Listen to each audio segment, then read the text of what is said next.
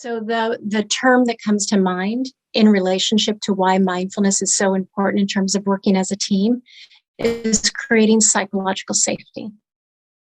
And psychological safety means that people feel safe enough to say what can be uncomfortable. They can have a dissenting opinion. They can ask a question that perhaps they feel they should know the answer to.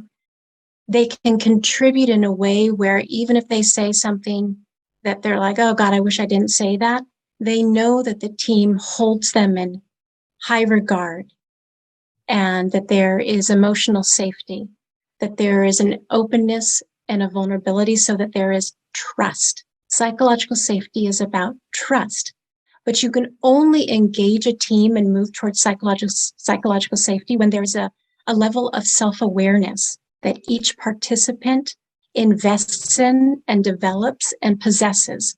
And so what mindfulness does is that it elevates self-awareness because we're not caught in coping strategies and coping mechanisms and defense mechanisms that keep us trapped in habituated ways that are probably adaptive in many ways throughout our life, but destructive.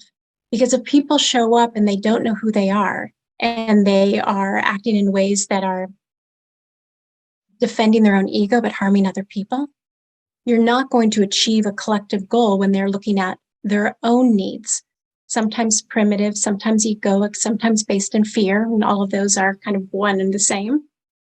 And so mindfulness allows people to say, okay, here we are coming as a team.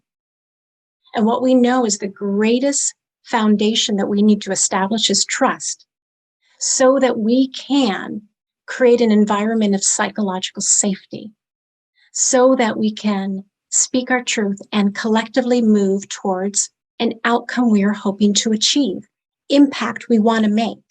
We all need to come together through the wholeness of who we are. So what that requires is I know who I am, and that if something comes up for me, I can raise my hand and say, I'm not comfortable with that. Or can we move this other way? Or I have a question, or I have a brilliant idea that might shift the paradigm, but I feel safe enough to share it. And that starts with saying, what are my habits of thought? What are my beliefs? How do I emotionally regulate in the moment and understand how I process thoughts, feelings, and beliefs so that I can ultimately be accountable to myself and the goal of the team?